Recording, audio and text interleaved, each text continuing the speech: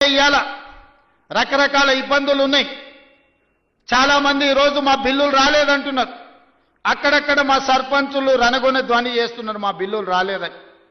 నేను మా సర్పంచ్ మిత్రులను అడుగుతున్నా, అయ్యా నేను వచ్చే నాటికే మీ కాలం అయిపోయింది సర్పంచుల పదవి.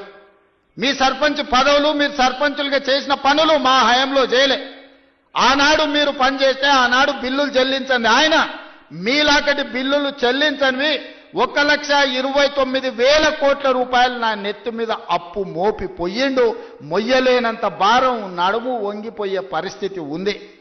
దాదాపుగా 60,000 కోట్ల రూపాయలు కాంట్రాక్టర్లకు బిల్లులు పెండింగ్ పెట్టిపోయిండు. ఉచిత కరెంటు బిల్లులు 20,000 కోట్లు విద్యుత్ శాఖకు పెండింగ్ పెట్టిపోయిండు.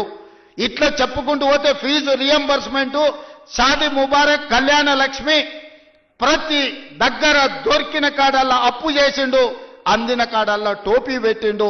మొత్తానికి 8,29,000 కోట్ల రూపాయల అప్పు నా నెత్తి మీద మోపి బట్టి విక్రమార్క గారి నడుము వంగిపోయే పరిస్థితి రాష్ట్ర వ్యవస్థను, ఆర్థిక వ్యవస్థను మాకు అప్పచెప్పిండు.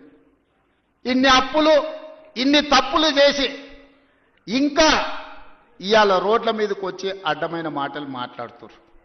ఇవాళ వాళ్ళు చేసిన అప్పులను, వాళ్ళు చేసిన తప్పులను సరిదిద్దడానికి రోజుకు 18 గంటలు పనిచేసిన సరిపోని పరిస్థితి.